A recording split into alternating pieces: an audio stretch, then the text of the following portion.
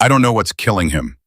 24 of the world's best doctors, 3 continents, 48 hours without sleep.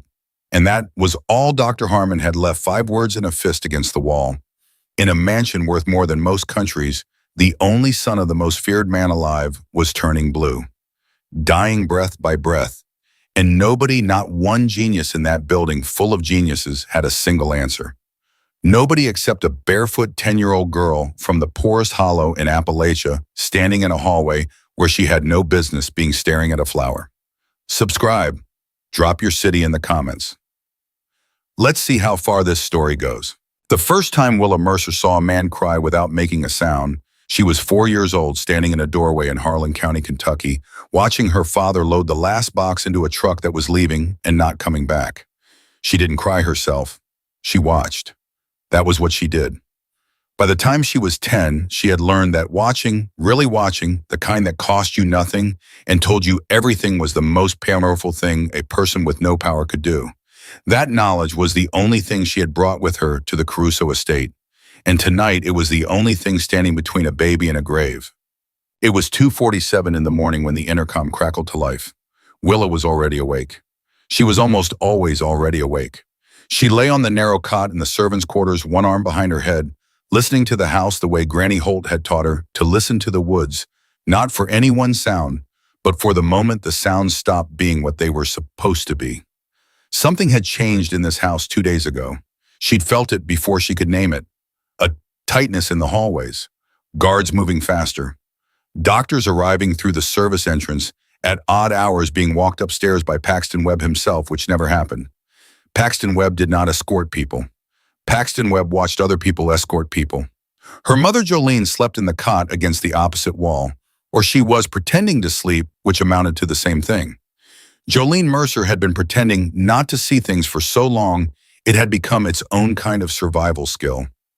Then the intercom. All staff, North Corridor, immediately. Mrs. Draven's voice, flat as a Kansas highway except for the thing underneath it, the thing that wasn't supposed to be there. Willa sat up. Her mother was already on her feet, reaching for her uniform in the dark, moving with the automatic precision of a woman who had answered summons like this for 6 years and knew that hesitation had a cost. Stay close, Jolene said, not to reassure, as instruction. Mama, Willa was pulling on her shoes. What's wrong with the baby? Jolene went still for exactly 1 second. Then she kept buttoning. I don't know anything about any baby. Yes, you do, Willa said quietly. You've known something for 3 days. You just haven't said it. Jolene turned and looked at her daughter in the dark with an expression Willa had no name for. Shoes, her mother said. Let's go. Tim. The North Corridor was chaos wearing the mask of order. 20, maybe 25 people crammed against the walls, kitchen staff, housekeepers, 2 maintenance men, the laundry team, all of them with the careful studied blankness of people who had been employed long enough to understand that displaying emotion in this house was something you did on your own time and at your own risk. At the center of it, Paxton Webb stood with his arms loose at his sides and his eyes doing the slow, complete sweep of someone cataloging everything and filing it away for later. He was the kind of man who made you feel like you were already in a photograph you hadn't consented to. His gaze moved over Willa and kept moving. She noted that too. Rosa, one of the cooks, was standing close enough that Willa could hear her breathing. Short, fast breaths, the rosary between her fingers moving at twice its normal speed. How long? Jolene murmured, barely moving her lips. Rosa crossed herself. 2 weeks, maybe longer. They've had doctors here since before last Monday. I thought it was routine, a wellness check, a precaution. You know how he is? She meant Alio. On staff, he was always he. But last night they brought in 2 more from overseas and I heard she stopped herself, glanced sideways, lowered her voice further. I heard one of them tell Webb there was nothing else they could do without a diagnosis. 24 doctors, Willa said. Both women looked at her. I counted them, Willa said simply, coming and going through the east stairwell, 24 over 6 days. Jolene's hand found her daughter's arm in the dark crowd, gripped it. Willa understood, stop talking. She stopped talking, but her mind didn't stop. Mrs. Draven spoke for 4 minutes. Staff were to remain available on property. Additional rotation coverage was required in the medical wing adjacent to the nursery. All communication regarding the Caruso family's personal affairs, all of it without exception, remained under the strictest confidentiality. Her eyes moved across the assembled group and said without saying the word consequences. Everyone understood. As the group broke apart, the shuffling of feet, the murmured compliance of people retreating back into their invisibility, Willa leaned close to her mother and said the thing she had been holding since the sitting room 2 days ago. There's a plant on the windowsill next to the nursery. Jolene's grip on her arm tightened. It's oleander, Mama. The grip became something else entirely. Mahem. In the linen closet on the second floor with the door closed and the light off, Willa told her mother everything. The shape of the leaves, the waxy surface, the tapered tips, the way the stems branched. The flowers dried now, pink-white, still clinging to their petals, like they were trying to stay beautiful, past the point of being alive. She told her about the ceramic pot, the care that had gone into placing it there, the southern-facing window that gave it the most light. She told her what Granny Holt had said, word for word, the way she had been taught to hold important things, not summarized, not paraphrased, but exact. That right there is nerium oleander. Every part of it will hurt you. The leaf, the stem, the root, the smoke off a burning branch. A grown man eats one handful of those leaves and he will not finish the day. You put it in a room with a sick child and you might as well, you hearing me, Willa girl. You look at me. You might as well put that child in the ground yourself. Jolene was quiet for a long time. Mama, Willa said, he's going to die. You don't know that. The cyanosis, the heart arrhythmia, the tests that keep coming back wrong. She had heard the doctors talking in the hallway. She had stood near the medical cart, invisible and listening, and she had heard terms she only partially understood, but understood enough. Oleandrin acts like half a dozen other things and tests negative for all of them unless you specifically run the oleandrin screen. They won't run it because they don't know to look for it. They don't know to look for it because nobody asked the right question. Another silence. Then her mother said in a voice that was very careful, and who's going to ask it, you? Yes. The words sat between them into the dark. Willa. Jolene's voice cracked just slightly, just once. You understand what we are in this house. You understand what we are not. I understand that a baby is dying. I understand that too, and I understand that there are 24 doctors in that wing who are paid more in a week than I will make in my life. And if none of them thought to look at a plant on a windowsill, then either they missed it because it's not what you think it is, or they missed it because they were looking for something complicated, Willa said.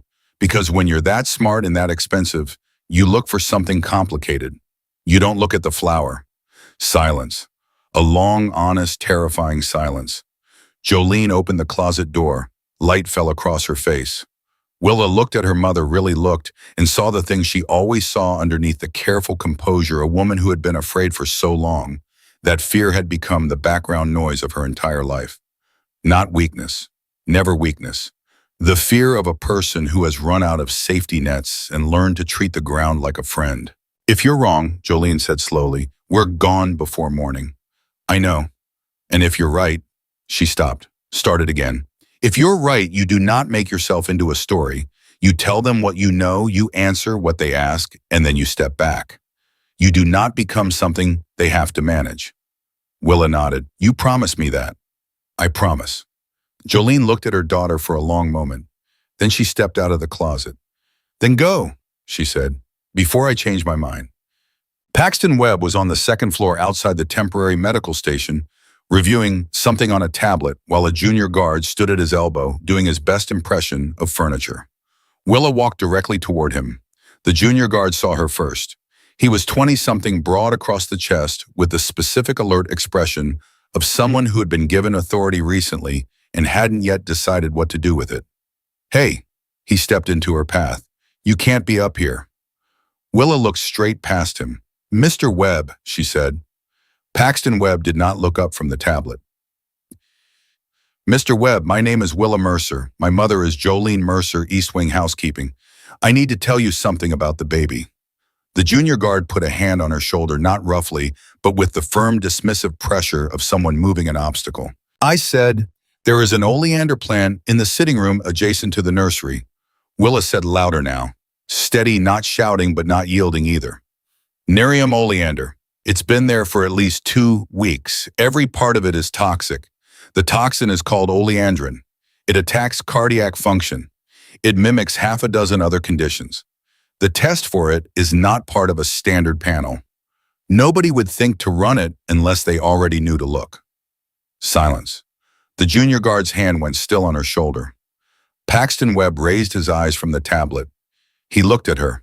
Not through her, not past her, at her with the specific, unsettling attention of a man who spent his professional life sorting truth from noise and had just heard something that made the sorting harder than usual. The silence stretched for 5 full seconds. Then Webb said, "How old are you?" 10. "And you know about cardiac glycoside toxicity?"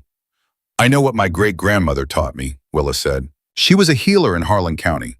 She knew plants the way you know locks. She told me about oleander when I was 6 years old because she said it was the one thing she was most afraid of people not knowing. She said it killed quiet. She said it looked like everything else and was nothing else." Webb set the tablet down on the cart beside him. "Carter," he said to the junior guard without looking at him. "Step back." The hand left Willa's shoulder. Webb looked at her for another long moment. Then he picked up his radio. The 4 minutes that followed were the longest of Willa Mercer's life. She stood in the corridor, her hands loose at her sides, and she listened to Paxton Webb talk into his radio in a voice too low to make out words. She could hear her own heartbeat. She could hear her mother 10 feet behind her, breathing in the careful, measured way of a person holding themselves together by technique. She thought about Granny Holt, about the kitchen that smelled like dried herbs and wood smoke, about the way the old woman's hands looked when she was working deliberate and certain hands that had earned their knowledge. You see something wrong, Willa girl, and you can fix it. You fix it. Don't wait for someone braver. That person isn't coming. Webb lowered the radio. "Come with me," he said. Jolene made a small sound. Webb glanced at her. "Both of you." They walked past 2 guard checkpoints without stopping. Past the medical station. Past the hallway intersection where through an open door, Willa could see doctors in shirt sleeves bent over monitors, papers scattered across a portable table, the fractured concentration of brilliant people who had exhausted their best ideas. None of them looked up. They stopped in front of a door Willa recognized, not the nursery, but the private study adjacent to it. Webb knocked twice, opened the door, and there was Leo Caruso. She had seen him twice before from a distance, once in the main foyer, once crossing the East Garden. Both times he had moved like weather not fast but inevitable, the kind of presence that made the space around it rearrange itself. Up close, he was something else. He stood with his back to them, hands clasped behind him facing the window. The posture of a man who had been standing that way for hours and had forgotten there was any other way to stand. His suit was immaculate because men like Leo Caruso were always immaculate. But there was a tension in the set of his shoulders that no amount of tailoring could hide. He turned. His face stopped her. She had expected hard. She had expected cold. She had expected the face that made governments nervous and made grown men lower their voices when they said his name. She got all of those things. And underneath all of them, layered so deep that he probably thought it wasn't visible terror. The bare, raw, helpless terror of a father who has done everything money and power and will can do and watched it not be enough. His eyes moved over Jolene without stopping, moved to Willa, stayed there. "This is the child," he said, not a question, not skeptical, something else precise, confirming a piece of information he had already decided to treat as relevant. "Yes," said Webb. Leo Caruso crossed the room. And then he did something that Willa would think about for the rest of her life, this man who stood over everything, who made the world smaller. Just by being in it, he went down on one knee, slowly, deliberately, so that his eyes were level with hers. And she understood suddenly that this was not a gesture of diminishment. This was not him making himself small. This was him making himself available, reachable. This was a man who had spent his entire life making sure no one could look him in the eye, choosing deliberately to be looked at. "Tell me," he said. His voice was very quiet. "Everything you know." She told him. She told him the way Granny Holt had taught her to tell things that mattered, with the specific, careful respect that the truth deserves when lives are riding on it. The plant, the name, The leaves, the shape, the waxy surface, the dried flowers. The way oleandrin worked in the body, the cardiac conduction system. The slowing signals, the way the heart beat wrong before it stopped beating at all. The symptoms she had heard through walls and around corners, fitting themselves into the shape of what she knew the way pieces fit into the shape of a space that was always meant to hold them. She told him the name of the test. She told him why it wouldn't have been run. Not because the doctors were incompetent, they weren't. Because oleander poisoning in an estate nursery was not a diagnosis you arrived at through standard protocol. It was a diagnosis you arrived at through knowing what the plant looked like and having the terrible luck or the particular grace of having been taught to fear it. Olio Caruso did not move while she spoke, did not look away. When she finished, the room was completely silent. Through the wall, through 2 layers of plaster and professional quiet, Willa could hear the monitors, still talking, still keeping their steady, tireless vigil. Olio stood, he turned to Paxton Webb, and his voice when it came was not loud. It was not urgent. It was the voice of a man who has made decisions that couldn't be undone and has learned that the only way to make them is like this with absolute unshakable calm. Get Harmon, get all of them, the oleandrin screen. Tonight. A pause, 1 breath, and get that plant out of that room. Webb was gone before the sentence finished. Olio Caruso turned back to Willa. She saw it. The thing he couldn't quite control, the thing that lived underneath the stillness in the power in the perfectly composed face, his eyes wet at the corners, catching the light.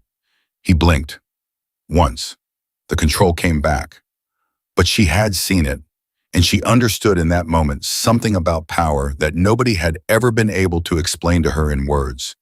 That it did not protect you from this, that all the money and all the fear and all the careful architecture of a life built to be unassailable, none of it stood between you and the sound of a monitor in the next room, doing the work your hands couldn't do, keeping alive the one thing in the world you could not afford to lose.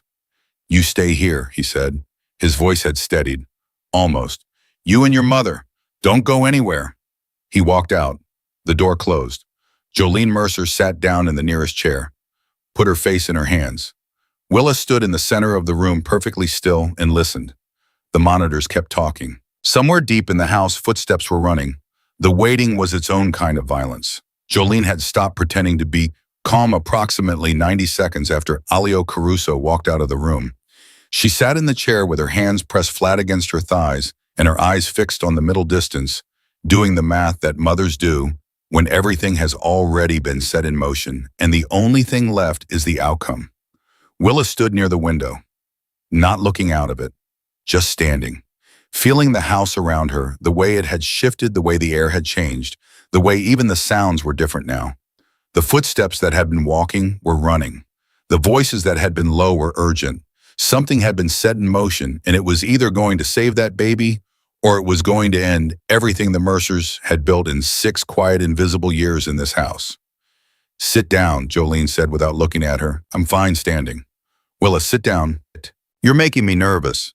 Willa sat on the floor cross-legged back against the wall, the way she used to sit in Granny Holt's kitchen, waiting for something to finish cooking, learning patience from a woman who had never once in her life rushed a thing that couldn't be rushed. She folded her hands in her lap. She breathed. She waited. 3 minutes passed. Then 5. Then the door opened, and it wasn't Olio Caruso. It was a man Willa had seen in the medical hallway, medium height, early 50s, wire-rimmed glasses pushed up into silver hair, the particular rumpled look of someone who had not changed clothes in 20 hours and was not thinking about that at all.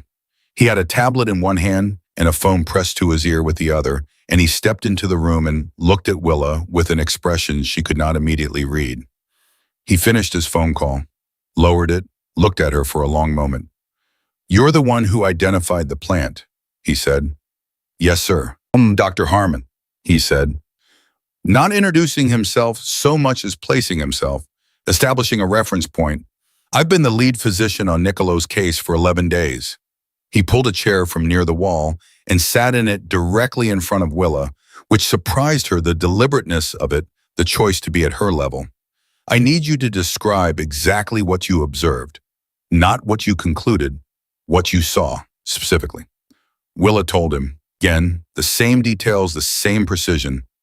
The leaves, the flowers, the pot on the south-facing windowsill. Dr. Harmon listened with the kind of attention that felt almost physical, leaning slightly forward, eyes steady, not interrupting. When she described the leaf shape, he pulled up something on his tablet and turned it toward her without a word. A botanical diagram, several varieties. That one, Willa said immediately. She pointed. Nerium oleander. That's it exactly. He looked at the screen, then at her. You identified a plant variety by leaf morphology at a distance in a room you weren't supposed to be in, based on something you were taught by. He glanced at the notepad he'd pulled from his pocket. A woman named Holt in Harlan County, Kentucky. Yes, sir. How long ago were you taught this? 4 years ago, maybe a little more. And you retained it. She made me repeat it back to her every time I saw the plant anywhere. In a yard, in a picture, anywhere. She said the things that could kill you were the things you had to be able to name in the dark.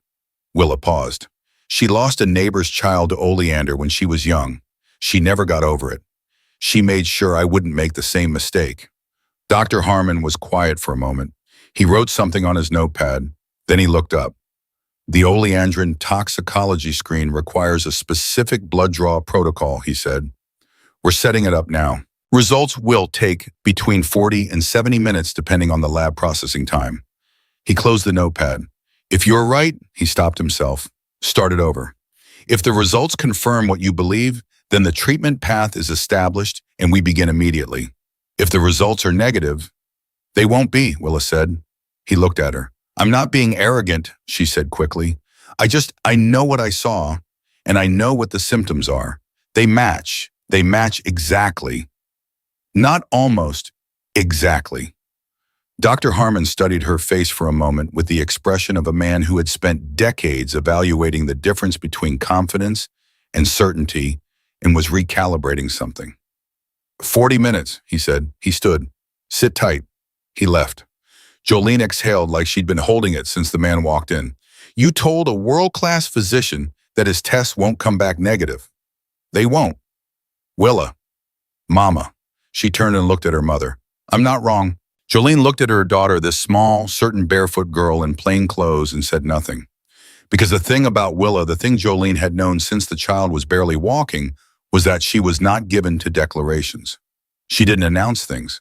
She observed them, and then she stated them, and in 10 years there had not been a single time that Jolene could point to and say she was wrong about that, which was its own kind of terrifying. The 40 minutes broke apart into small, unbearable pieces. At the 10-minute mark, they heard raised voices somewhere down the corridor, not angry voices, urgent ones, the specific cadence of professionals in accelerated disagreement about something procedural.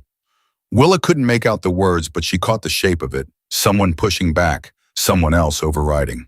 The voices settled, then footsteps fast moving away.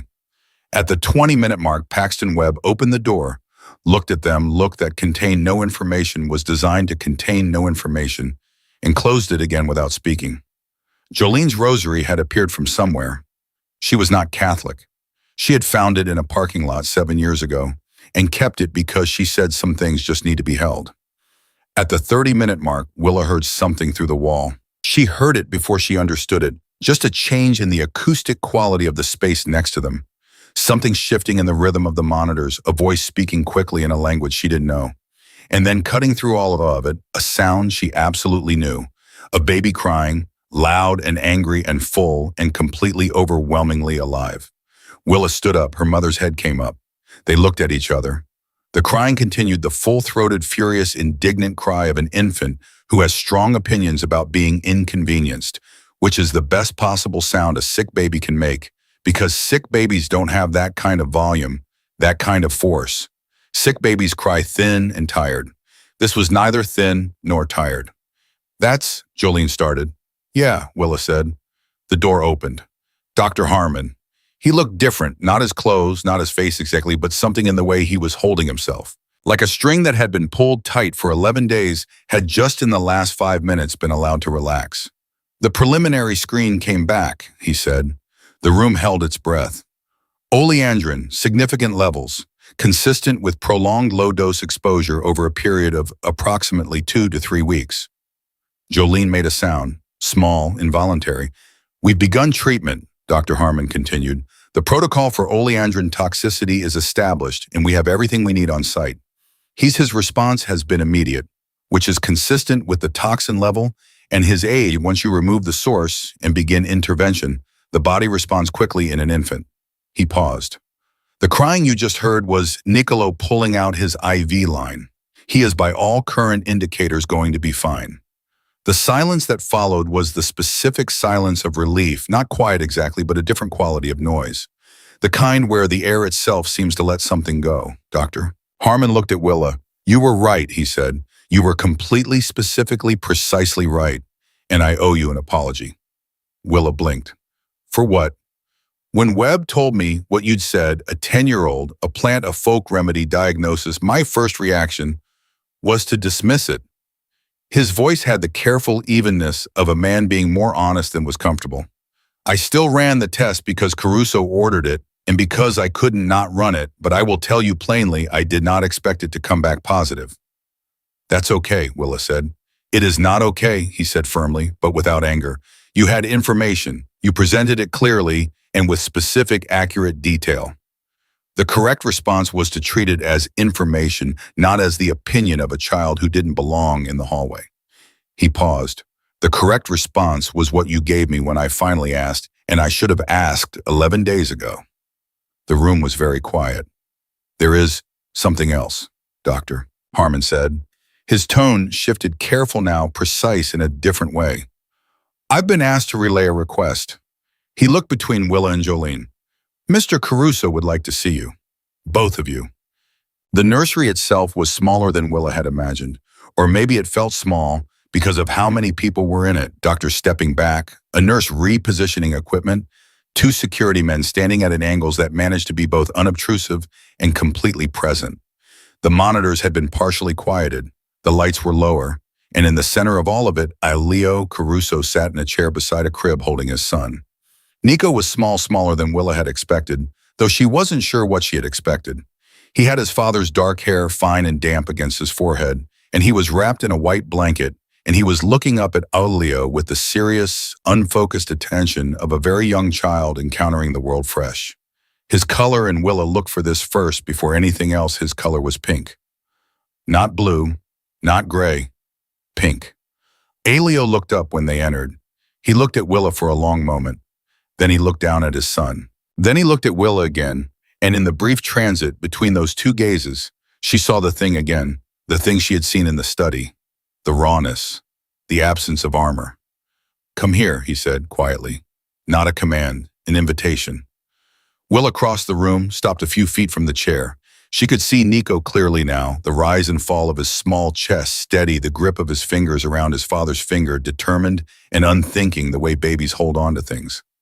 He's better, she said. Not a question. He's better, Leo confirmed. His voice had a quality to it she hadn't heard before, worn scraped down to something underneath all the authority and precision, something human and simple, and tired in the best possible way. The tired of a person who has been fighting very hard and has just finally been allowed to stop. He was quiet for a moment, just looking at his son. Then he said without looking up, I was told you were in that sitting room 2 days ago. Willa kept her face still. Yes, sir. You weren't supposed to be there. No, sir. He nodded slowly. You came back yesterday. She hesitated, then said, I needed to make sure I was remembering it right. The plant, before I said anything. She paused. I didn't want to be wrong.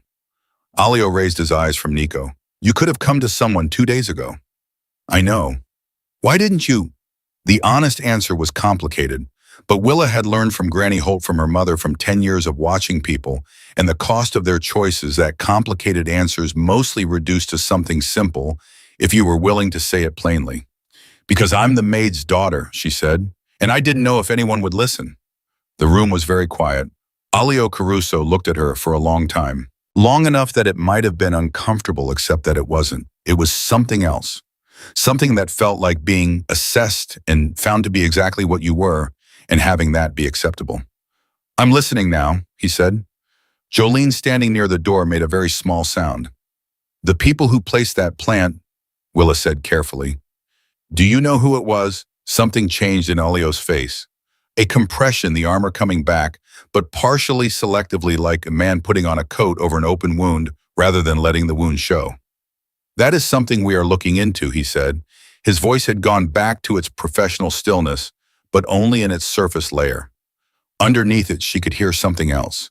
Something that understood exactly what it meant, that a beautiful poisonous plant had been carefully, lovingly tended in the room next to his son's crib for 2.5 weeks. Someone had put it there. Someone who knew what it was. The realization had been sitting in the back of Willa's mind since she had first looked at the plant and understood what it was, and she had been careful not to stand in front of it the way you were careful not to stand too close to a fire before you understood the size of it. She was 10 years old. She knew the limits of what was hers to know. But she understood fully and completely that what she had walked into was not an accident. This had not been carelessness. Someone had not absent-mindedly placed a toxic plant in a baby's nursery and forgotten about it. Someone had done it deliberately. Someone inside this house, inside this circle of carefully vetted and watchfully employed people, had wanted Nicolo Caruso dead. And a 10-year-old girl from the poorest hollow in Appalachia had walked into the middle of it with a memory and a plant name and blown the whole thing apart. Alio Caruso was thinking the same thing. She could see it in him, the way the stillness of his face had a different quality now, not the stillness of rest, but the stillness of a man organizing something, categorizing, planning, the visible edge of something beneath the surface that she instinctively knew she did not want to see the full shape of. He looked back at his son. Dr. Harmon tells me, he said, that if Nico had gone another 48 hours without the correct diagnosis, his heart would have. He stopped, started again. Without you, my son would have died. In a house full of the best medical minds in the world, he would have died because of a flower. He looked at Willa. Because of a flower that nobody noticed except you. She didn't know what to say to that, so she said nothing. Your mother. He looked up at Jolene, who had gone very still near the door. 6 years, East Wing. Yes, sir, Jolene said.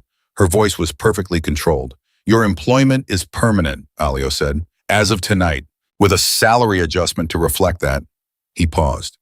Don't argue with me about it. Jolene's jaw tightened slightly. She was not the kind of woman who argued with men like Alio Caruso. She was, however, the kind of woman who had very specific feelings about charity and what it cost the people who received it, and those feelings were currently conducting a rapid negotiation with the part of her that was profoundly, exhaustingly relieved. Thank you, she said, evenly, with dignity, the way Jolene Mercer did everything. Alio nodded, then he looked at Willa again, and his expression shifted one more time, settling into something that wasn't quite warm, wasn't quite professional, was something specifically itself the expression of a man arriving at a piece of knowledge he was not entirely sure what to do with. You're 10 years old, he said. Yes, sir. Your great-grandmother taught you plant identification toxicology mechanisms and specific diagnostic protocols. She taught me what kept people alive and what didn't, Willa said. She grew up in a place where the difference mattered. She passed it on because that's what you do with things that matter. Nico made a sound, a small decisive sound, the kind that preceded either contentment or fresh outrage, and Alio shifted him slightly in his arms without looking away from Willa. What do you want? He asked. She blinked. Sir, you saved my son's life. You are 10 years old and you came into this house with nothing and you saved my son's life. I'm asking you what you want. Willa thought about it, seriously the way she thought about everything. Not performing the consideration, but actually conducting it. What did she want? She wanted her mother to stop being afraid. She wanted to go to school in a place that had enough books. She wanted to learn things not because Granny Holt was gone and those things needed to be preserved, but because the world was full of information that could keep people alive, and most of the people who needed it most were never given access to it, and that had always struck her as the fundamental injustice, the one underneath all the other ones. But she didn't say any of that. I just wanted him to be okay, she said. She looked at Nico, at the pink of his cheeks, the grip of his small fingers, the completely ordinary, miraculous life of a baby being held by his father. I just wanted him to be okay. Alio Caruso looked at her for a long moment. Then he looked down at his son, and in the quiet of the room with the monitors humming softly and the doctors holding their careful, respectful distance, Willa watched one of the most feared men in the world rest his forehead very gently against the top of his baby's head and close his eyes. Nobody spoke. Outside in the corridor, Willa could hear Paxton Webb on his radio again, his voice low and methodical. The voice of a man beginning an investigation that was not going to be pleasant for someone somewhere in this house. The voice of doors being closed on things and people that had believed they were untouchable. Jolene crossed the room and stood beside her daughter. Her hand found Willa's hand. She didn't grip it, she just held it.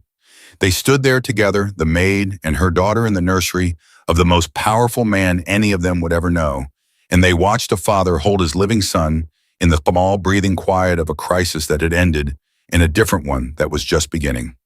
Willa did not know what happened next. She did not know what Aurelio Caruso's investigation would uncover, or who in this house had chosen the worst possible way to climb. She did not know what the coming days would bring for her or her mother, or the life they had built in these walls. But Nico was breathing, and that was the thing she had come here to do. The investigation began before sunrise.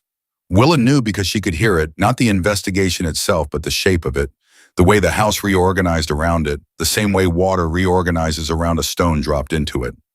Doors that had been left open were closed. Conversations that had been happening in hallways moved behind walls. Staff who had been moving freely through the estate were being quietly and without explanation redirected. Asked to wait, asked to stay. She and her mother had been given a room, not the servants' quarters. A guest room on the second floor, modest by Caruso standards, but larger than anything Willa had slept in since they left Harlan County. Jolene had sat on the edge of the bed and looked at the ceiling and not said anything for a long time, which was its own kind of conversation. "They're looking for someone," Willa said. "I know. Someone who works here, Willa.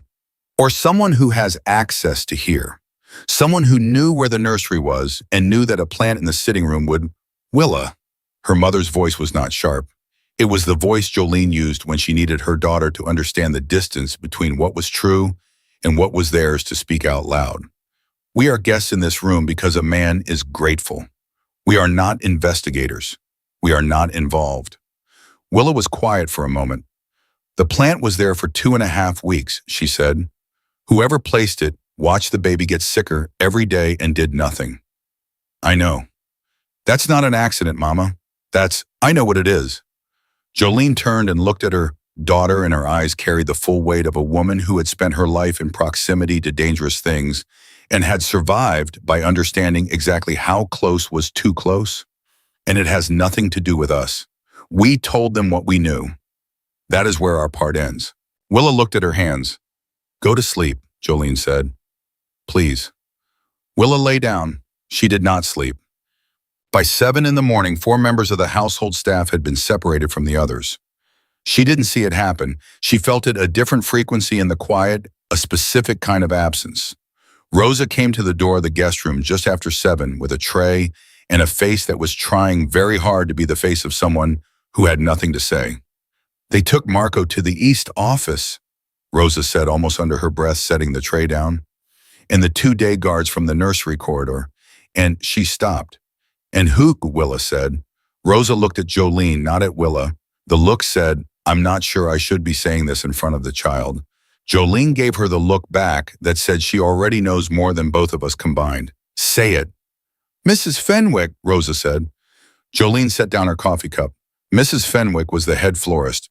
She had been employed at the Caruso estate for 11 years. She was 53 years old, quiet, meticulous, a woman of such absolute professional consistency that she had become over time a kind of fixed point in the household geography, invisible in the way that permanent, reliable things become invisible. Nobody questioned the flowers. Nobody thought about where they came from, or who arranged them, or what was in them. Nobody except apparently Paxton Webb, who was now thinking about very little else. "They found the purchase records," Rosa said. "For the plant, it was ordered through her account. 6 weeks ago." The room went very still. "She ordered it 6 weeks ago," Jolene repeated slowly. "That's what I heard. Before the baby was even sick. Before any of this." Rosa crossed herself again, the rosary appearing from her apron pocket. 11 years, Jolene. 11 years she's been here. Willa thought about that, the long patience of it. 6 weeks. The plant ordered, delivered, place tended, watered. Day after day of watching and waiting while a baby got progressively sicker and 24 doctors flew in from around the world and failed to find the answer. 6 weeks of knowing and saying nothing. That was not passion.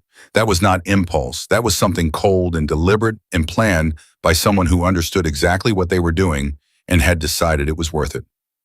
Does she have a reason? Willa asked. Rosa and Jolene both looked at her. Mrs. Fenwick, does she have a reason to want Nico to... She stopped, chose her words. Does she have a reason? Rosa opened her mouth, closed it, looked at Jolene with the expression of someone deciding how much truth a 10-year-old room needed. There are always reasons, Jolene said carefully. In a house like this, there are always reasons. She picked her coffee back up, and none of them are ours to sort out. Rosa left quickly, the way people leave when they have already said more than they meant to. The door clicked shut behind her. Willa picked up a piece of toast. Put it down. Mama, she said, if Mrs. Fenwick didn't act alone, Willa, I'm just saying, if someone told her to do it, if someone outside this house, Willa Mercer. Jolene's voice was quiet and absolute. We are done. We told them what we know. Nico is alive. Whatever is happening in those offices and whatever Paxton Webb is pulling out of whoever he's talking to right now, that is a world we do not live in, have never lived in, and will not begin living in today. Do you understand me? Willa looked at her mother. Yes, ma'am, she said. But her mind was already 3 steps ahead, the way it always was, organizing the pieces the way Granny Holt had taught her to organize the properties of a plant, not randomly, but in the order that told you what it could do. She was in the second-floor hallway 2 hours later when she heard them. She had not gone looking for trouble. She had gone to return the breakfast tray to the kitchen, which was a normal thing to do, which was what a person who was not involved and was simply a guest did with a breakfast tray. She was being, by any reasonable measure, exactly what her mother had asked her to be. But the hallway between the guest wing and the back staircase ran alongside the east office, and the east office door was not entirely closed, and voices carried. She stopped. Not because she was bold, because the voice she heard, the second voice, the one responding to Paxton Webb's low-controlled questions, was a voice she recognized, and the recognition landed in her chest like something physical, a jolt that froze her feet before her brain had finished processing the reason. It was a woman's voice, careful, measured, slightly elevated in pitch, not hysterical but controlled in the way that speech becomes controlled when it is being managed, when each word is being selected for what it will and won't reveal. I don't know anything about a plant, the voice said. A pause. Then Paxton Webb, unhurried and perfectly even. Mrs. Fenwick, we have the purchase order, your account, your signature on the delivery confirmation. The plant is in the sitting room. We have documentation of every step except your explanation of why. Another pause, longer this time. I thought it would brighten the room, she said. I thought it would be nice for the nurses. A living plant. It's something I do throughout the house, you know that. You do, Webb said. In common areas, public spaces, not in restricted wings, not adjacent to the nursery, and not nerium oleander, which is not something a woman with 11 years of professional floristry experience would select for a child's room by accident. Silence. Willa did not breathe. I want a lawyer, Mrs. Fenwick said. You're not under arrest, Webb said. You're an employee being interviewed by your employer's head of security. You can stop talking at any time. But I'd encourage you to think carefully about what stopping talking means and what talking means before you make that decision. The pause that followed had a weight to it, the weight of a person standing at the edge of something and looking down. I was told, Mrs. Fenwick said finally, and her voice had changed. The controlled quality was still there, but something underneath it had cracked just slightly, the way ice cracks before it gives, that it would be attributed to natural causes, that no one would ever know, that it was just, she stopped. Just what Webb said, quietly. They said it was just business, she said. They said the baby was that there were inheritance complications, family things, that it needed to happen and it would be clean, and there would be no investigation because it would look like an illness, and her voice broke on the last word, fully a single fracture that exposed everything underneath. I didn't want to know the details. I just, who told you? Webb said. Silence. Mrs. Fenwick, who told you? Willa put her back against the wall and stood there with her heart slamming against her ribs, and her mind doing the thing it did when something important arrived, going very still and very clear. Like water after everything that was disturbing, it has stopped moving. A name, she was about to hear a name. And the name would be someone inside this house, or someone connected to it, or someone with enough access to an 11-year employee's trust to ask her to do the worst thing a person could be asked to do. If I tell you, Mrs. Fenwick said, what happens to me, that depends on what you tell me, Webb said, and how cooperative you are, and how quickly. Another pause. Then the name came. Willa had never heard it before. She cataloged it anyway, the same way she cataloged everything, storing it in the particular mental space reserved for things that were important, even if she didn't yet understand why. She pushed off the wall and walked to the kitchen and put the breakfast tray down on the counter and stood there for a moment with her hands flat on the surface, feeling the solidity of it. Rosa looked at her from across the counter. You all right? Fine, Willa said. Her voice came out completely normal. She had not known until this moment that she could do that, make her voice completely normal when the rest of her was anything but. Maybe she was more her mother's daughter than she'd realized. She did not tell Jolene what she had heard. She held it for 3 hours, carrying it with her through the morning, while the house continued its quiet reorganization around the investigation. She thought about it from different angles, the way you think about a structural problem, looking for the weight-bearing points, the places where things connected, the places where they didn't. Mrs. Fenwick had been told it was business. That word business in a house like this, attached to a family like this, had a very specific gravity. It didn't mean a transaction. It meant a competing interest. It meant someone who stood to gain from Nico's death, someone whose gain was significant enough to outweigh the risk of asking an 11-year employee to commit the worst possible act. Family things she had said, inheritance complications. Willa was 10 years old. But she was Granny Holt's student, and Granny Holt had believed that the best education you could give a child was to explain the world as it actually was and trust them to be strong enough to hold it. Inheritance complications in a family with Alio Caruso's kind of money and power meant someone who would benefit from Nico not being there to inherit. That was not a servant. That was not even someone inside the house. That was something that came from closer, from inside the family itself, or from someone positioned to benefit from the family's succession. Willa thought about this carefully. Then she thought about whether it was hers to do anything with. Then she thought about Nico in his father's arms, pink and furious and alive, and the way Alio had rested his forehead against his son's and closed his eyes. Then she went to find Paxton Webb. He was in the corridor outside the East office alone with his tablet and the specific expression of a man assembling something complex in his head. Mr. Webb, Willa said. He looked up. Something in his face shifted, not surprise exactly, more like the adjustment of a man recalibrating what kind of morning he was having. Mercer, he said. It was the first time he had called her by her last name. It landed differently than she expected, like being addressed as a person rather than a circumstance. I heard something, she said. From the hallway. I wasn't listening on purpose. I was returning the breakfast tray. She paused. I don't think it matters how I heard it. I think it matters what it was. Webb studied her for a long moment. Tell me. The name she gave you, Willa said. I heard it. I don't know who it is, but the way she described how she was recruited, the way she said business, family things, inheritance, whoever this person is, they're not working alone. They're working with information about Mr. Caruso's family structure, about succession, about who benefits if Nico isn't here. Webb's expression did not change.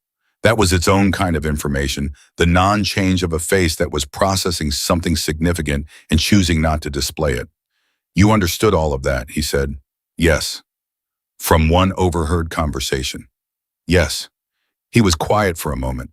Do you know what it means, he said carefully, to be someone who knows things they weren't supposed to hear in a house like this one? I know what it means to be the maid's daughter, Willa said. I've always known that. I'm not asking to be involved. I'm not asking for anything. I'm telling you because you need to know, and because keeping it to myself would be the wrong thing to do. And I've already decided that once this week that I'm not going to do the wrong thing just because it's the safer thing. Paxton Webb looked at her for a long, specific moment. Then he said, "The name you heard. Say it again." She said it. He wrote something on his tablet. His face was unreadable. Then he looked up. "You're going to go back to that room," he said. "You're going to stay there with your mother. You're going to let me do the part that comes next." He paused. "Not because you can't handle it, because you've done your part. Do you understand the difference?" Willa thought about Granny Holt again, about the way the old woman handled things, the diagnosis, the treatment, the handing off. "You know your lane, Willa girl. You work your lane, and you trust other people to work theirs." "Yes," she said, "I understand." She walked back down the corridor. Behind her, she heard Webb's radio click on, and his voice low and absolutely certain, beginning a conversation that she understood, without being told, without needing to be told, was going to end somewhere several degrees more serious than where it started. Soyam. It was almost noon when the second wave hit.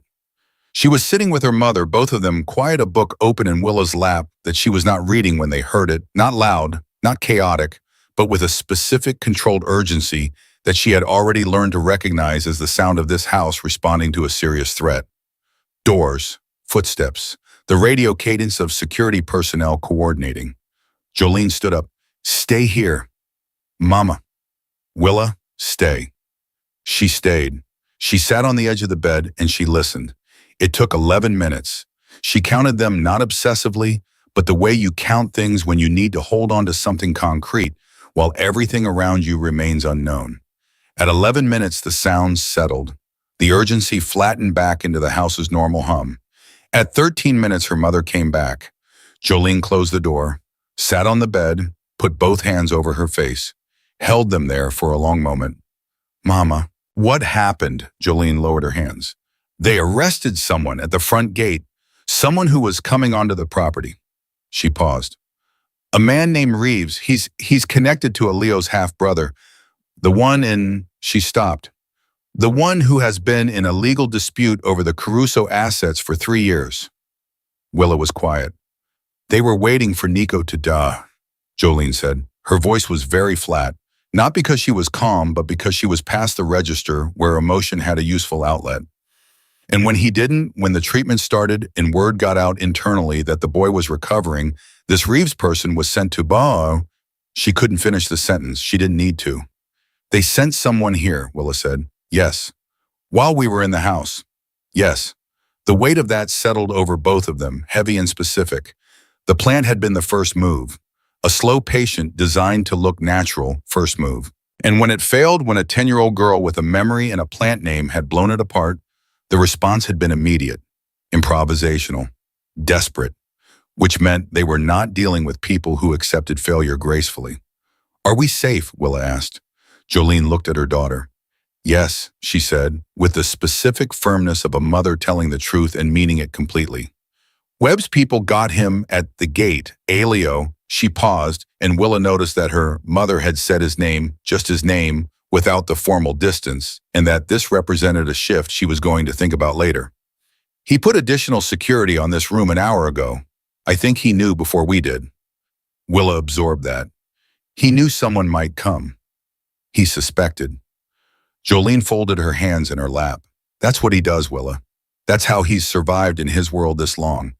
He suspects, and he prepares, and he moves first." She was quiet for a moment.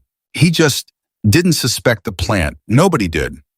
Nobody except you," Willa heard, even though her mother didn't say it. She thought about the shape of the last 18 hours, the full arc of it from 2:47 in the morning to this moment on this bed. She had come into it with one thing, a name Granny Holt had pressed into her memory like a thumb pressed into warm wax. Nerium oleander. Know it, fear it, respect it, never ignore it. And that one thing had unwound an entire structure of planned violence, a plan 6 weeks in the making involving at minimum 3 people targeting the most protected infant in the country. Because of a plant, because of an old woman in Kentucky who had lost someone and refused to let the loss be the end of the lesson. Willa thought about that, the long reach of it, the way knowledge traveled through time, from Granny Holt's hands to her memory, to this room, touching everything it passed through. She thought about all the things the old woman had taught her that she hadn't needed yet. Things about roots and symptoms and the way the body signaled what it needed. Things about people too, how they showed their fear, how they showed their guilt, how they showed the things they were trying not to show. She thought about the fact that somewhere in this house right now, a man named Reeves was being held. And somewhere else, somewhere outside these walls, at a remove that was meant to ensure deniability, was the person who had sent him. The person whose name Mrs. Fenwick had given. The person who had looked at a baby and decided that the baby was an obstacle. She thought about whether that person was going to be found. She thought about Alio Caruso sitting in the chair with his son, the wet corners of his eyes, the forehead resting against the dark hair, and she thought, yes, that person is going to be found. And whatever happened after that was going to happen in a world she did not live in and would not begin living in, and she accepted that completely. But they would be found. Mama, she said, do you think Granny Holt knew that teaching me all of that would ever matter to anyone besides us? Jolene was quiet for a long moment, long enough that Willa thought she might not answer. Then her mother said softly, I think Granny Holt taught every person she ever met like their life, and someone else's might depend on it. Because in her experience, it usually did. She paused. She'd be furious at me, you know, for all these years of teaching you to be invisible. She'd understand, Willa said. She'd understand, and she'd be furious anyway. A beat. That was her way. Willa almost smiled. The almost smile felt like something loosening in her chest, something that had been held very tight since 2:47 in the morning, and was now incrementally being allowed to let go. Outside the door, a guard shifted position. The house breathed around them, careful and alert. Somewhere in the north wing, a baby cried again, shorter this time, a statement rather than a protest, and then quiet. Still alive, still demanding, still entirely, stubbornly, improbably there. Willa closed the book in her lap. It had been open to the same page for 40 minutes. She put it on the nightstand. She lay back on the bed. She did not sleep exactly, but she rested. And in the rest, in the specific quality of a body that has done what it came to do and is waiting to find out what comes next, she felt something she didn't have an immediate word for. Later, thinking back on it, she would decide the word was enough. For today, for right now in this room, she had done enough. What came next would come. It always did. 3 days passed before Alio Caruso asked to see Willa again. 3 days in which the house moved around them like a river, rerouting itself after a dam breaks. Everything going somewhere, nothing going the same direction it had gone before. Staff came and went in ways that didn't match the normal rhythms. Paxton Webb was visible for approximately 4 hours of those 72, which meant he was spending the other 68 doing things in places where visibility was not the point. 2 unmarked cars came and left through the service entrance on the second night. Nobody explained them. Nobody was asked to. Jolene cleaned. That was how she processed things, movement, purpose, the physical discipline of making order in a space.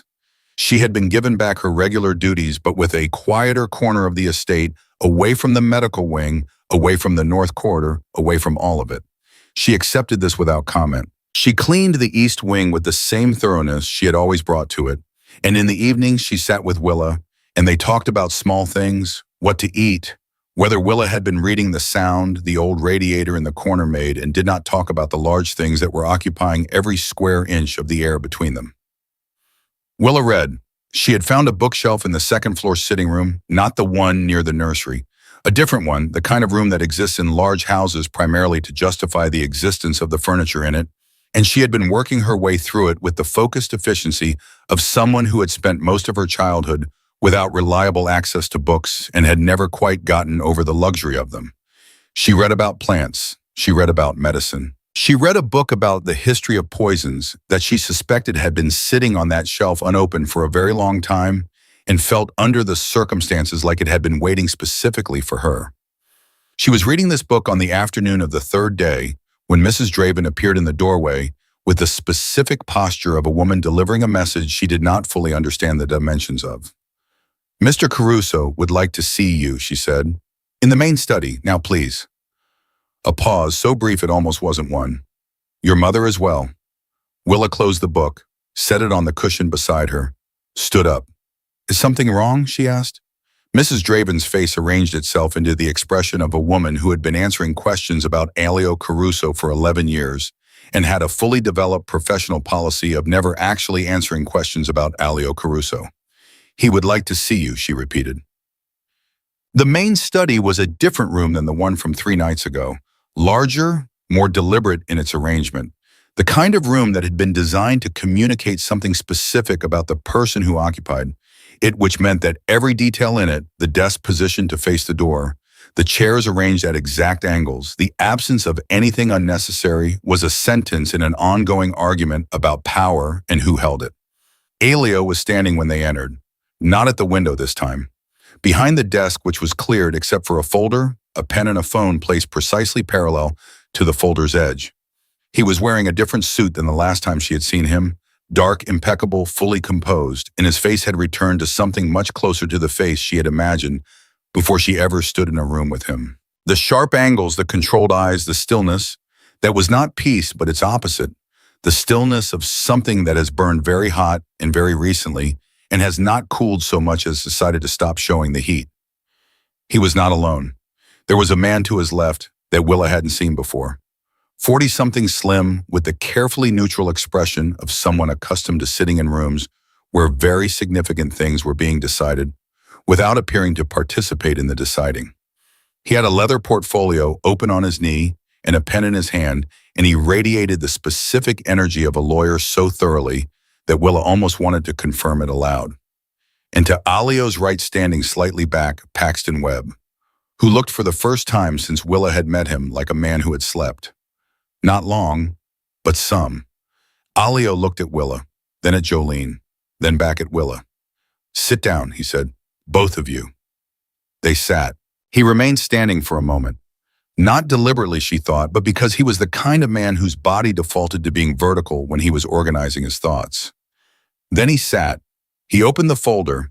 He looked at whatever was in it for exactly 3 seconds and then closed it again and looked at Willa. "Luca Caruso," he said. She recognized the name immediately.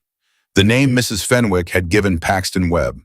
The name she had passed on in the hallway with the breakfast tray and the slightly shaking hands. She kept her face still. "Yes, sir." Alio's eyes were steady. "You heard that name?" "Yes." "From the hallway outside the East office?" "Yes, sir. I was returning the breakfast tray." The door wasn't completely, "I know," he said. Not dismissive, not irritated, just "I know." Meaning I have already established the how, and the how is not what I'm interested in right now. He folded his hands on the desk. "Luca is my half-brother," he said. "He is 8 years younger than me.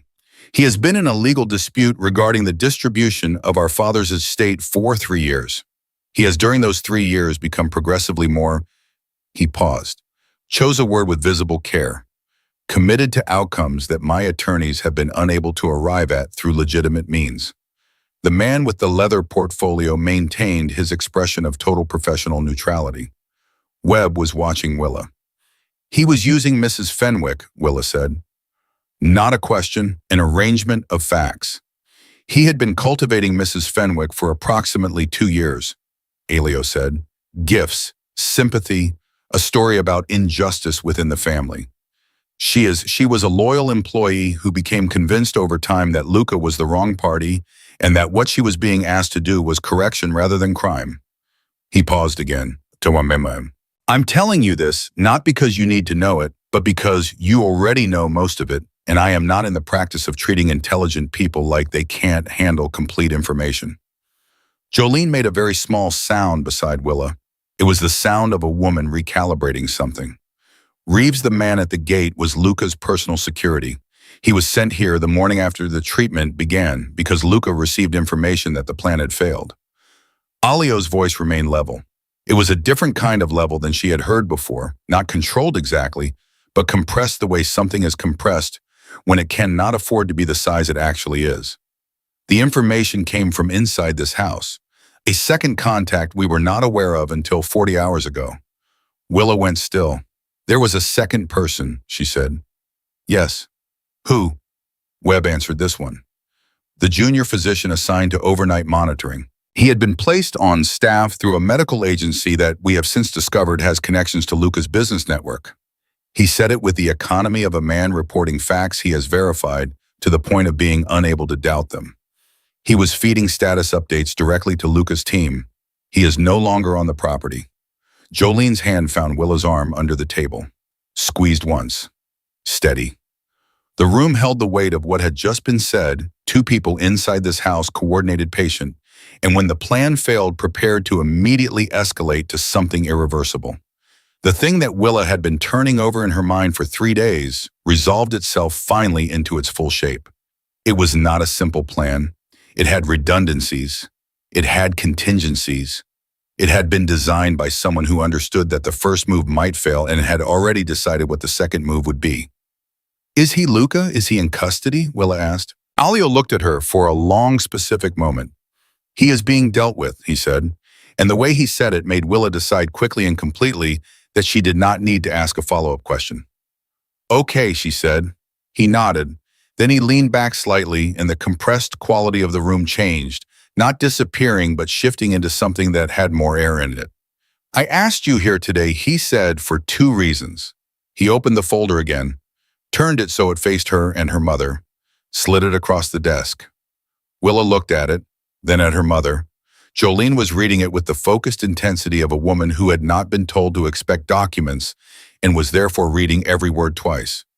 "What is this?" Jolene said. Her voice was careful, deliberate.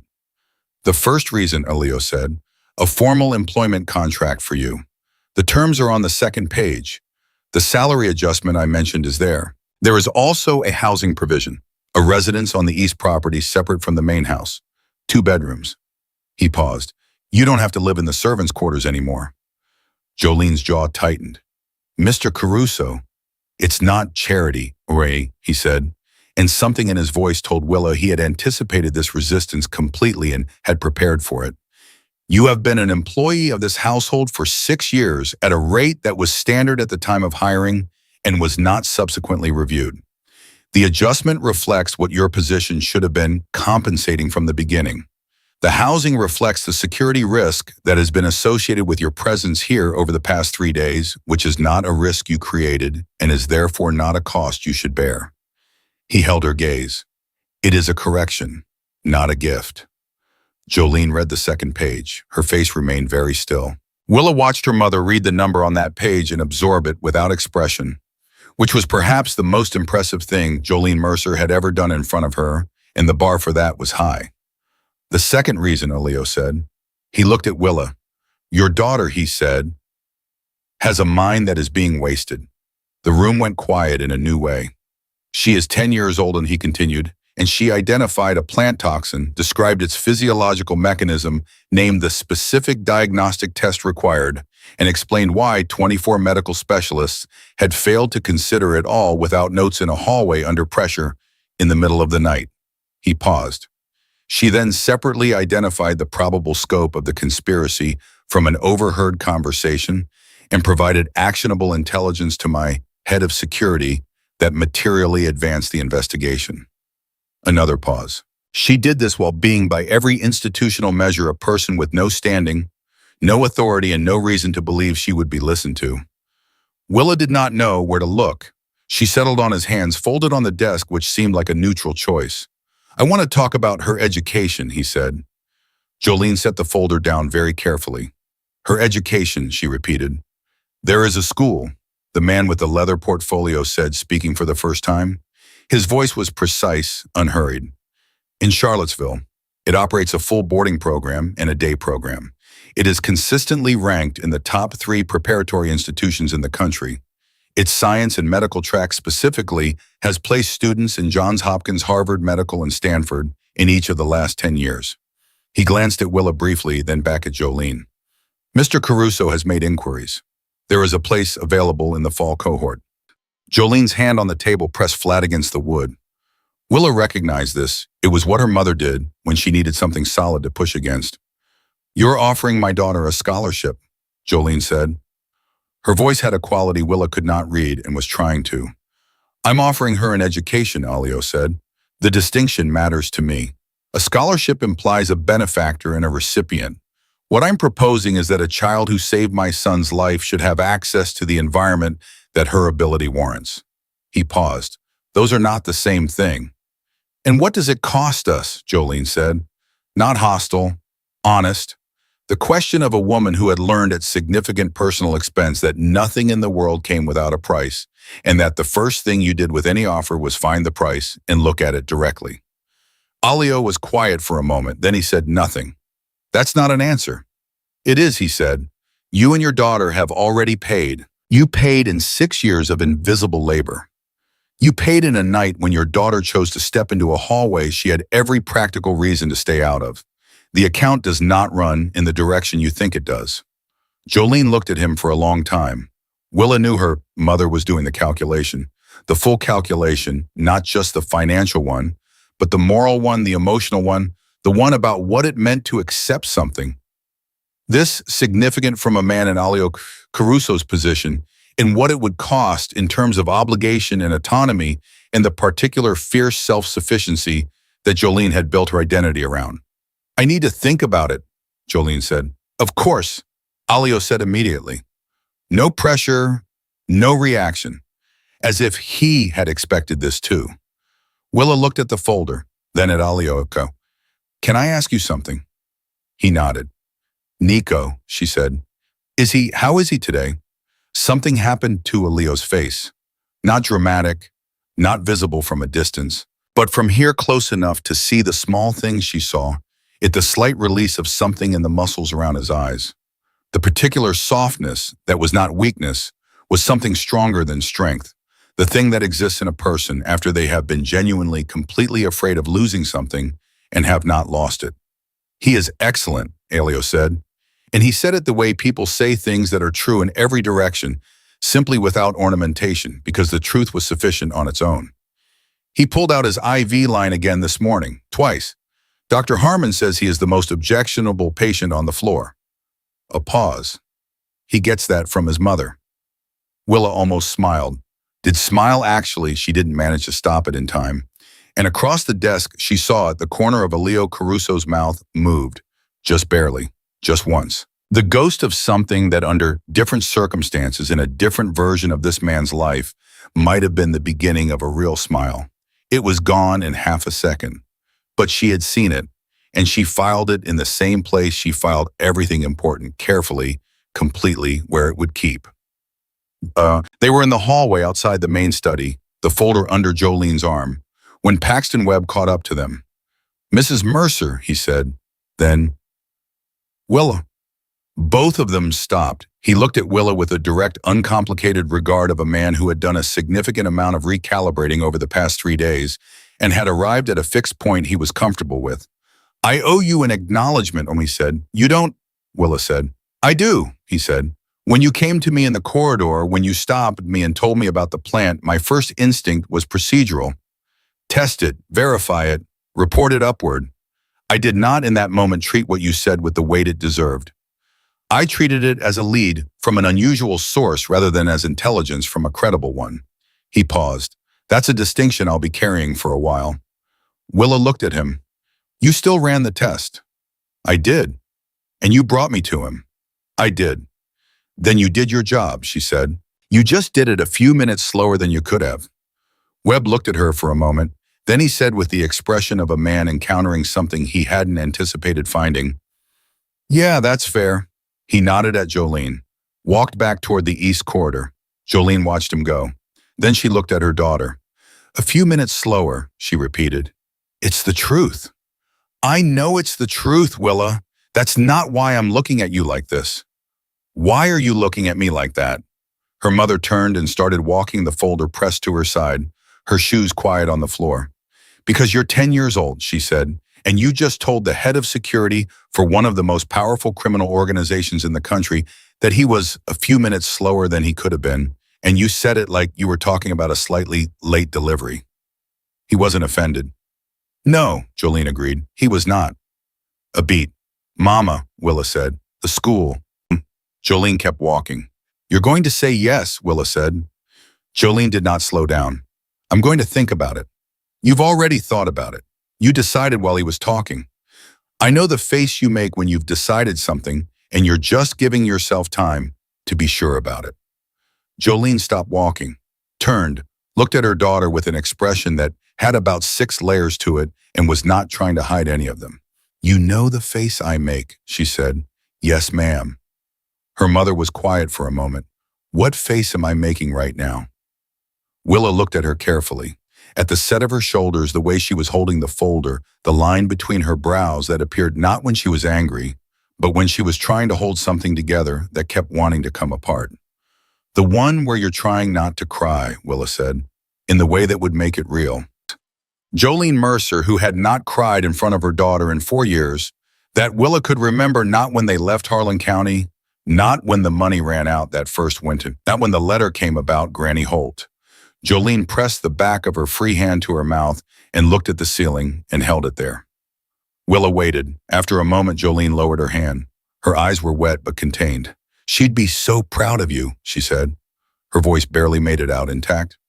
Lord Willa, she would be so completely, she stopped. Reset. Granny Holt, she'd be impossible to live with. You know that? She would tell every person in Harlan County and half of eastern Kentucky, and she would make it insufferable. A breath that was almost a laugh. She would love it so much. Willa felt something move through her, not dramatic, not the sharp feeling of a crisis resolving, but something quieter, older. The feeling of a thread that had run from a kitchen in Harlan County to a hallway in a mansion at 3 a.m, to hear this corridor, this conversation, and had not broken, had held, all the way through. She told me to pay attention, Willa said. That's all I did. That's never all it is, her mother said. Don't do that. Don't make it small. She straightened. The crying was over, not suppressed, actually completed, the fast, efficient kind that Jolene permitted herself when she permitted herself anything. You chose to walk into that corridor. You chose to keep walking when they tried to stop you. You chose to tell the truth when you had every practical reason not to. She met her daughter's eyes. That's not paying attention. That's character. And you did not get that from me. You got that from her. And you kept it alive by being who you are, and I will not let you flatten that into something small because it's easier to carry that way. Willa held her mother's gaze and let the words land the way they were meant to land without deflecting them.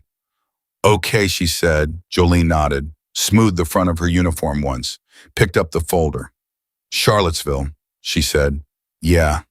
It's not far. No. You'd come home for breaks. Yes, and call me. Her mother's voice was steady again, practical, the logistics, absorbing the emotion the way they always did. Every Sunday, not just when something is happening, Sundays regardless. Every Sunday, Willa said. Jolene nodded again, more to herself than to Willa. Okay, she said. Okay. She started walking again. Come on, I have to finish the East Hall before dinner. Willa fell into step beside her. They walked together through the house that had been trying to kill a baby and had instead set something else entirely in motion. The two of them side by side, the maid and her daughter, moving through corridors that were the same as they had always been and were completely permanently different. The way places are different when something significant has happened in them, and the walls know it even when the people inside have moved on to the next thing. The next thing was coming. It was always coming. But for right now, for the length of this corridor and the one after it, Jolene walked and Willa walked beside her, and neither of them said anything, and it was exactly enough. She didn't expect to see Nico. She had not asked to. It had not occurred to her to ask. The nursery was not her space, had never been her space. And the particular instinct that had driven her to stand in front of Paxton Webb and say what she knew was a different instinct than the one that would let her walk back into a place she had no business being just because the outcome had been good. But that evening, when the light in the east wing had gone golden and the house had quieted into its late afternoon register, Mrs. Draven appeared at the door of the room where Willa was reading and said in the tone of someone delivering a message that surprised even her, "The night nurse would like to know if you'd like to visit the nursery." Willa set her book down very slowly. "The night nurse," she said. At Mr. Caruso's suggestion, Mrs. Draven added, confirming the implicit question. Willa stood up. She followed Mrs. Draven through the north corridor and passed the checkpoints that moved aside as they had moved aside before. And when they reached the nursery door, the guard opened it without being asked, and she walked in. The room was quiet, low light. The monitors still present, but subdued now, their voices softened because they had less to say. A nurse sat in the corner with a tablet, looked up briefly, and looked back down. In the crib on his back, with the relaxed and absolute completeness of a small person who had recently eaten and was temporarily at peace with the world, was Nico. He was perfect. That was the only word she had for it. Not in a precious way, he was red-faced and a little blotchy, and had a fading mark on his hand from where they had removed the last EV, and his hair was doing something determined and directional that it had clearly not been asked to do. But he was breathing with the easy rhythm of a body that had been returned to itself, and his color was the pink of something that was working correctly, and he was alive in the specific, ordinary, remarkable way that babies are alive when nothing is wrong with them. She stood at the edge of the crib for a moment. She didn't touch him, didn't need to. She just stood there and looked at him, at the proof of the thing she had come to do, the specific and particular outcome that was the reason every other thing in the last 4 days had happened. Nico opened his eyes. They were dark, unfocused, in the way of very young children who are looking at the world without yet having the tools to organize what they see. He looked at Willa. She looked back. He made a sound, not a cry. Something between a vowel and a question mark, the pre-verbal version of "Who are you and what's happening?" "Hi," Willa said quietly. "I'm Willa." She paused. "You don't know me, but I know about you." Another pause. "Your dad's okay, by the way, in case you were wondering." Nico stared at her with the serious, consuming attention of an 8-month-old encountering something new. Then he grabbed the air with his fist in the direction of nothing in particular, with the energy of someone making a strong point about something, and looked deeply satisfied with himself. Willa watched him for another moment. Then she straightened up, nodded once at the nurse, and walked back out through the door and into the corridor, and back toward the east wing where her mother was finishing the hallway, and the folder with the contract in it was sitting on the nightstand, and the book about the history of poisons was waiting on the cushion where she'd left it open to the page she'd been reading. She sat down, picked up the book, found her place. She read. The contract was signed on a Thursday morning, 11 days after Nico came home to himself. Jolene signed it at the kitchen table in the east wing with a pen she had borrowed from Mrs. Draven and returned immediately after because that was who she was. A woman who borrowed things with full intention of giving them back, who did not accumulate what was not hers, who had built her life on the principle that owing nothing was the closest thing to freedom a person in her position could achieve. She signed it carefully in her best handwriting, the way she signed everything that mattered. Then she folded her copy, put it in the inner pocket of her uniform jacket, and went back to work. Willa was not there when she signed it. She was in the second-floor sitting room with the book about poisons, which she had nearly finished, and a new one she had found beside it about the history of botanical medicine, which she had started the same afternoon. She was not avoiding the signing. She had simply learned from watching her mother her whole life that Jolene Mercer processed important things best when she processed them alone, and that the most loving thing you could do with that was step back and let her have it. She heard about it from Rosa, who had apparently witnessed it from the kitchen doorway and was treating it with the reverence of someone who had seen a small miracle and wanted to make sure it was properly recorded. She didn't even hesitate, Rosa said. Just signed it, like it was a grocery list. That means she was nervous, Willa said. Rosa looked at her. It does. When she's nervous, she goes very still and very precise. When she's calm, she moves around more. She turned a page. She was nervous, but she signed it anyway. That's the part that matters. Rosa was quiet for a moment. Then she said with the slightly odd tone she had been using around Willa since the night of the test results. You're a strange child, you know that. I've been told, Willa said, and kept reading. What she did not expect was the letter. It arrived on a Friday in a plain envelope delivered not through the postal system but by hand placed on the desk in the room they were still occupying on the second floor, which had become, over the past week and a half, something closer to theirs than the servants' quarters had ever felt. She found it when she came back from returning the botanical medicine book, which she had finished in 3 days, and which she was fairly certain had also been waiting specifically for her. Her name on the front. Just her first name in handwriting she did not recognize, precise, angular, the handwriting of someone who had been taught penmanship by people who believed it mattered. She opened it. It was not long, half a page. And it began not with a salutation, but with a sentence which she appreciated the same way she appreciated that the most important conversations she had been part of recently had started in the middle of things rather than working up to them. There are very few people who have surprised me in my life. I want you to understand what I mean by that, not surprised in the way that things go wrong unexpectedly, but surprised in the way that you encounter something that recalibrates what you thought you knew about the world. You are 10 years old, and you have done this to me twice in 11 days. I am not certain I will recover. She read it twice, then a third time. The school in Charlottesville has been informed of your specific interests and your demonstrated abilities. They have been asked to treat you accordingly. I have been told by their director of admissions, a woman who has, I understand, seen most things, that she has not encountered a student profile quite like yours, which I am certain you will take as the compliment it is intended to be. There is one more thing. My son will not remember this. He is too young. He will grow up not knowing what the first weeks of his life cost or what it cost to keep him in it. This is, I think, the right outcome. A child should not begin his life carrying the weight of what was done to him before he could understand it. But I will remember, and I want you to know that.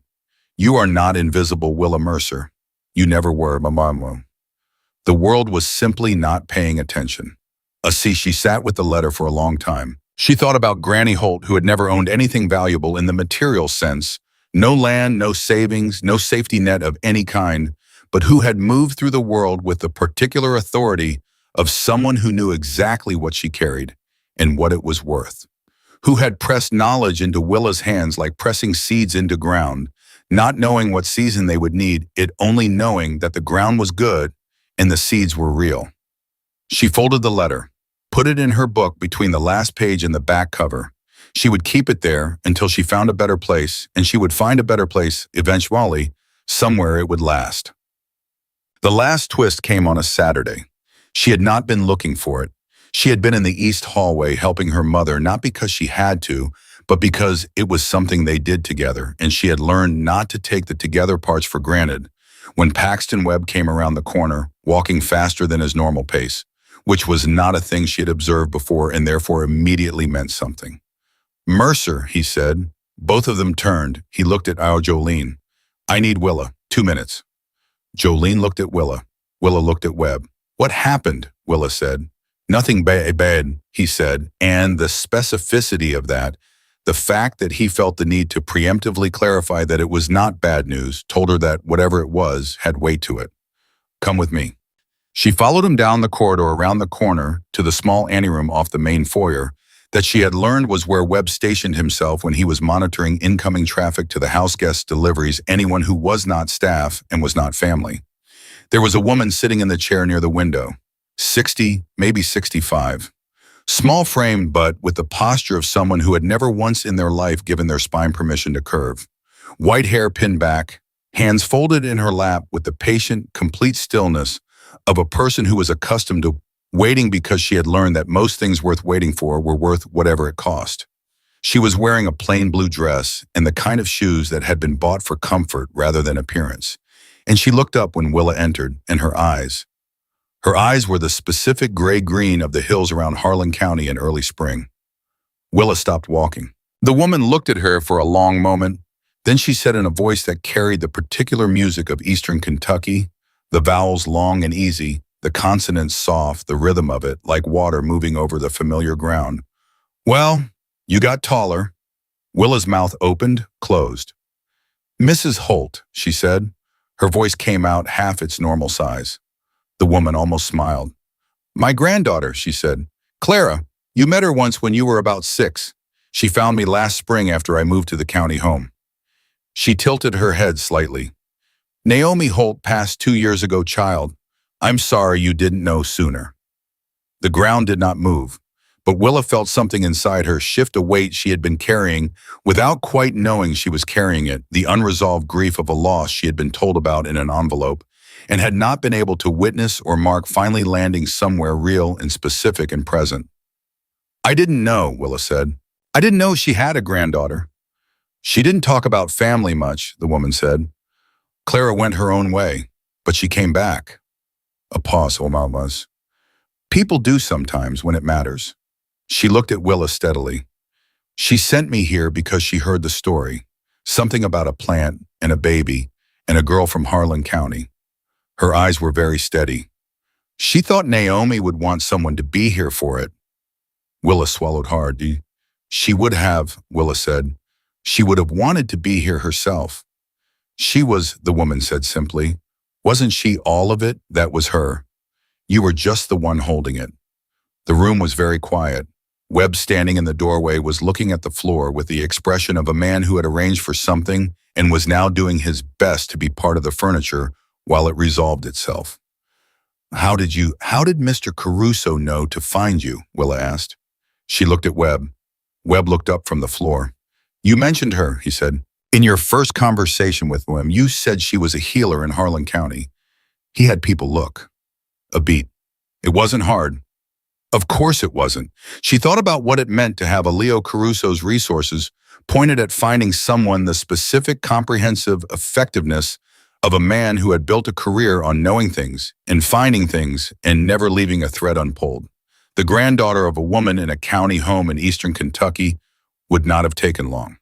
He didn't tell me, Willa said. He wanted it to be a surprise, Webb said, with the faintest possible edge of something that was not quite humor but was adjacent to it. He's not usually in the business of surprises. He thought he'd try it. The woman, Clara Holt's grandmother, whose name Willa did not yet know, unfolded her hands and looked at them for a moment, then back at Willa. She talked about you, she said, when Clara visited. When I'd ask about her years in the county, she'd talk about a lot of things, the people she helped, the ones she couldn't. But she talked about you specifically, a little girl who listened. Her voice softened. She said that child is going to carry what I know further than I ever could. She said it more than once. Willa held that, let it move through her the way the true things move, not fast, not loudly, but completely touching everything. I'm trying, she said. You're not trying, the woman said, with the gentle, direct firmness of someone who had known Naomi Holt well enough to have inherited some of her style. You did it. Past tense. The trying is over. Now you know what you are capable of, and that changes things permanently. Willa looked at her, felt the truth of it settle into the specific place inside her that had been waiting for exactly that sentence, not as validation, but as recognition, as someone handing her back something that was already hers. What's your name? Willa asked. Edith, the woman said. Edith Cole. Naomi was my sister-in-law. I loved her very much. She paused. She was also the most infuriating human being I have ever known in my 64 years on this earth, and I say that with complete affection. Willa laughed. It came out unexpected, full and real, the laugh of a child, not the careful, managed expressions she had been moving through the last 11 days, but the actual laugh, the one that lived underneath all of it, surprised out of her by something true. Edith Cole watched her laugh with an expression that was not quite Granny Holt's and not quite anyone else's, but carried the same warmth. The warmth of someone who had loved the person who had shaped you and was finding in your face the evidence of that love. She brought her mother to meet Edith Cole. Jolene stood in the doorway for a moment looking at the woman in the chair, and something in her face that had been tight and careful and on guard for 11 days, for 6 years, really for longer than that, eased the way a fist eases when the thing you've been holding on to has been safely put down. They stayed for an hour. Edith talked about Naomi Holt the way people talk about people who mattered, not carefully, not reverently, but freely, with the specificity of real memory, the kind that includes the difficult parts alongside the good ones, because real love doesn't require its subject to have been perfect. She told them about Naomi's stubbornness, about the time she had driven 40 miles in a February storm to sit with a family whose child was sick, because she'd said she would, and you did not tell Naomi Holt she couldn't do what she had said she would do. About the garden, the meticulous, extraordinary garden that Naomi had maintained for 40 years, every plant labeled and documented and cross-referenced with her own handwritten notes about its properties, its uses, its dangers. The notebooks, Willa said. Edith looked at her. You know about them? She showed me one once, just once. She said they were for when she wasn't there to tell people herself. Edith reached into the bag beside her chair, pulled out something wrapped in a cloth that had been washed enough times to be soft, held it out. Willa crossed the room and took it, unwrapped it. A notebook. Spiral-bound cover worn to softness, the pages dense with Naomi Holt's handwriting, the close, deliberate script of someone who never wasted space because space in her world was a resource you did not squander. Plants and symptoms and treatments and warnings cross-referenced and annotated, the accumulated knowledge of 40 years of healing in a county that did not have the luxury of alternatives. There are 11 more, Edith said. Clara has them. She'd like you to have them. She paused, finding the right words. She thinks her grandmother picked the right student. Willa held the notebook with both hands. She could feel the density of it, not just the physical weight, but the other kind, the weight of what was in it, all the things Naomi Holt had known and written down, so that the knowing wouldn't die with her. It hadn't. It had traveled from a kitchen in Harlan County through a child's memory to a hallway in a mansion in the middle of the night, and a baby was alive because of it, and now it was here in her hands in its original form, and there were 11 more. She looked up at Edith Cole. Thank you, she said. Don't thank me, Edith said. Use them. The last morning came without announcement, the way last mornings usually do, looking from the inside exactly like any other morning, until you realize it isn't. Willa was packed before her mother was awake. This was not drama. She traveled light she always had by necessity and then by preference, and everything she owned fit into the same bag it had always fit into with the addition of Naomi Holt's notebook, wrapped back in its cloth and placed on top of everything else. She sat on the edge of the bed and waited for her mother to wake up, and when Jolene opened her eyes and saw Willa sitting there dressed and packed, she made a sound that was not quite a word and was not quite a saw and was entirely a mother. You didn't have to pack in the dark, Jolene said. I didn't pack in the dark. I've been awake for 2 hours. That's worse. I know. Jolene sat up, looked at her daughter. Did the thing she had always done, the full, unguarded look that she gave to exactly one person in the world, the look that didn't manage anything, that just saw. You're not scared, she said. It was somewhere between an observation and a question. I am a little, Willa said honestly, but not the kind that makes you want to stop. Her mother nodded slowly. No, she agreed, not that kind. They had breakfast together in the East kitchen. Rosa had made biscuits, which she presented with the air of someone who understood that a significant departure required a significant biscuit, and she was correct, and the morning moved through itself with the quality of things that are ending and beginning simultaneously, the bittersweet, specific texture of a threshold. Dr. Harmon came to say goodbye. This surprised Willa. She had not expected. It had not known he was still on the property. He shook her hand, which felt formal and also completely right. I'm going to be honest with you, he said. I've been practicing medicine for 27 years. I have never been corrected by a 10-year-old before. I want you to know that I have told that story to every person I've spoken to since that night, and I will keep telling it. As a cautionary tale, Willa said. As the best possible kind of story, he said. The kind where the answer was there the whole time and someone had the eyes to see it. He paused. Go to school, Willa. Learn everything. And then go find the problems that the expensive people can't see, because those are the problems where you'll be most useful. She thought about that for a long time after he left. Alio came to the foyer when the car was being loaded. He did not make a production of it.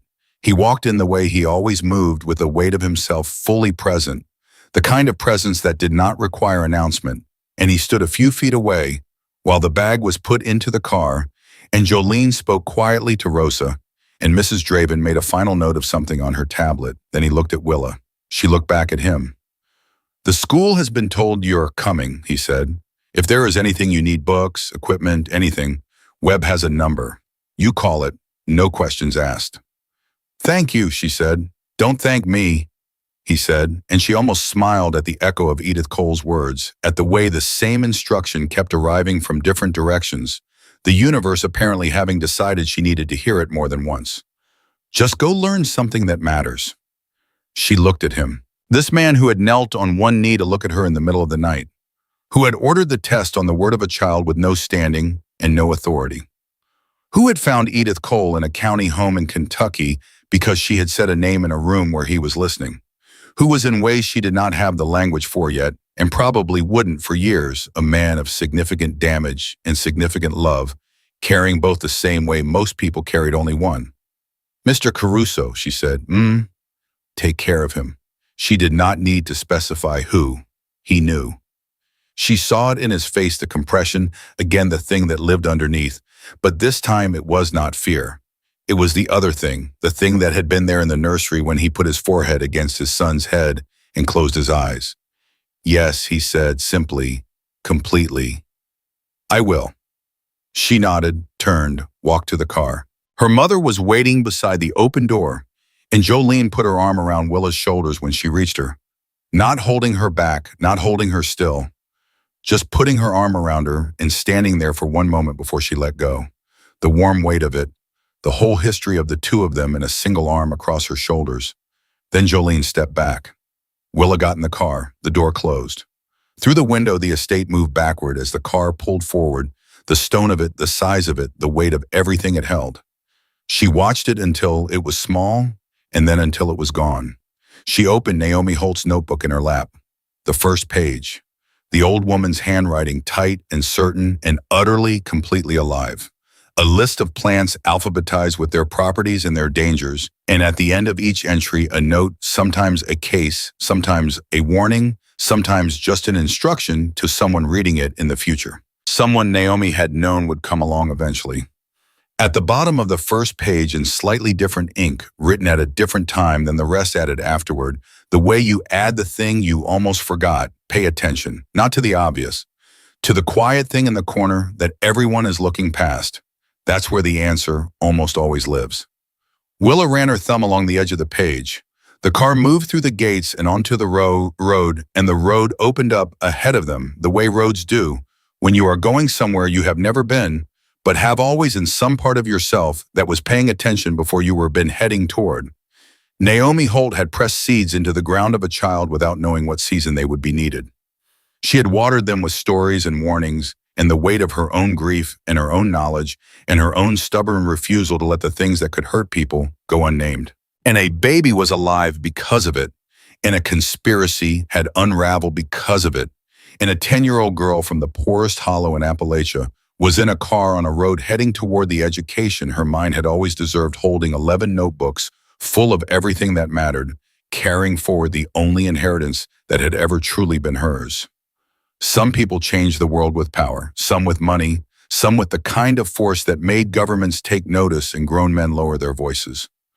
Willa Mercer changed it the way Naomi Holt had taught her, with attention, with knowledge, with the willingness to say the name of the thing you saw, even when the room was full of people who had every reason to look past you. She was 10 years old and she had already done it once. She intended to spend the rest of her life doing it again.